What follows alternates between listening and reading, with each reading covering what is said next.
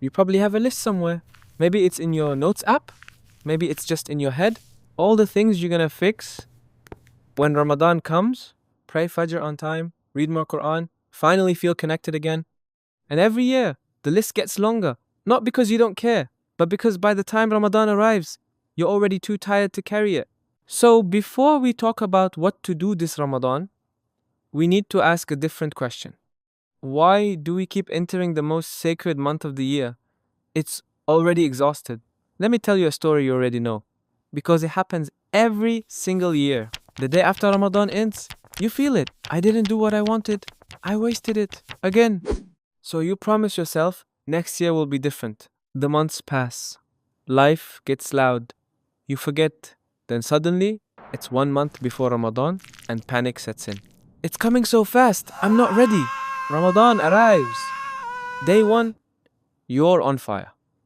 Quran, prayer, motivation. Days 2, 3, 4. Still strong. But by day 5, the Quran feels heavy. The prayer feels like a task. Your energy fades. And you ask yourself, what's wrong with me? But nothing is wrong with you. The problem didn't start in Ramadan. It started months ago when there was no preparation.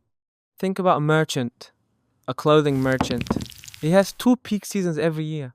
The days before Eid, in those few days, he can make as much profit as he makes in the rest of the year combined. Now, imagine this merchant waits until 2 days before Eid. No inventory, no preparation, no plan. Would he succeed? No. At best, he breaks even. And in business, breaking even during peak season is actually a massive loss. You missed the opportunity. Smart merchants prepare months in advance because they understand one thing. The season is everything. Ramadan is your season. A single night can change your entire year. One sincere dua can erase years of mistakes. But if you enter unprepared, you will leave empty-handed. So, why does this keep happening? Because we treat Ramadan like a sprint. We think, I'll just push harder, try harder, be more disciplined. But discipline alone can't carry you for 30 days. Think of a professional football player. He has skill. He knows how to play. But he spent the last 11 months doing nothing. No training, no conditioning. You put him in a 90-minute match. 10 minutes in, he collapses. Not because he lacks skill, but because he lacks fitness. This is what happens to us in Ramadan. You know how to pray, you know how to read Quran, but your soul hasn't been trained to sustain it. Here's what's happening beneath the surface. What we repeat becomes familiar to the heart. Repeated actions turn into patterns. Patterns turn into habits. And habits begin to feel normal. For most of the year, many of us train our hearts in certain rhythms.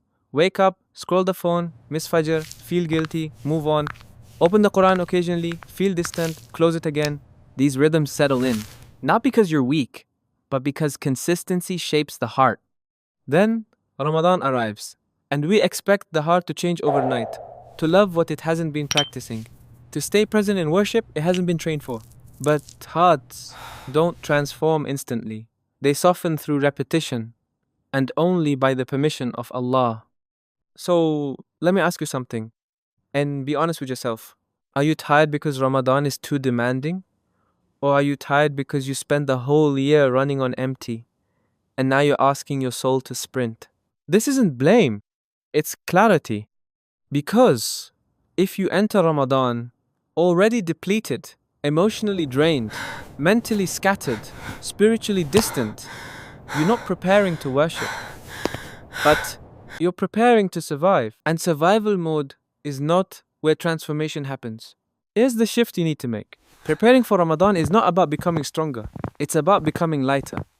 Not adding more tasks, not building impossible schedules, but clearing space for something sacred to enter. Think of Ramadan like an honored guest. You don't greet an honored guest with a messy house and a distracted heart. You prepare the space. You remove what doesn't belong. Ramadan doesn't ask for perfection. It asks for presence. How do you prepare? Not 10 steps, not 20 habits, 3 anchors. Pick one. Be consistent. Then add the next. First anchor, the morning reset. Every morning, before you touch your phone, say, Allah, I need your help today.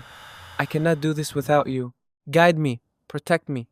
You're reminding your heart of a truth. You are not carrying this day alone, and no consistency lasts except by the help of Allah. Second anchor, the 15-minute trainer. Read Quran for 15 minutes a day, not pages, time. Because Ramadan demands attention, stamina. If your heart can't stay present for 15 minutes now, it won't last an hour later. Set a timer, put the phone away, read until it rings. That's it. Third anchor, clear the debt. Fast 1 day a week from now until Ramadan. If you have missed fasts or prayers, start here. You don't build on a cracked foundation. This and trains your body and soul together. By week 3, it feels natural. By Ramadan, you're ready. One last thing, your environment will either carry you or crush you. So, do 3 things. Find one person who takes Ramadan seriously, delete one app that drains you, create one quiet space in your home. When Ramadan comes, your soul will recognize that place. This is where I meet Allah. Remember this, Ramadan doesn't need you perfect. It needs you present. Present enough to notice mercy when it passes. Present enough to receive what you can't force. So don't rush toward Ramadan with clenched fist and impossible goals. Clear the space, prepare gently, and let it come to you. You have less than 4 weeks. That's enough. If you start today, the early Muslims prepared for 6 months. We have less time. But if we are honest, intentional, and consistent, this Ramadan can still be different. Not because you're stronger, but because you made space for something sacred to enter. If this helped you, share it with someone who needs it. May Allah make this Ramadan a turning point for us all. I'll see you in the next one.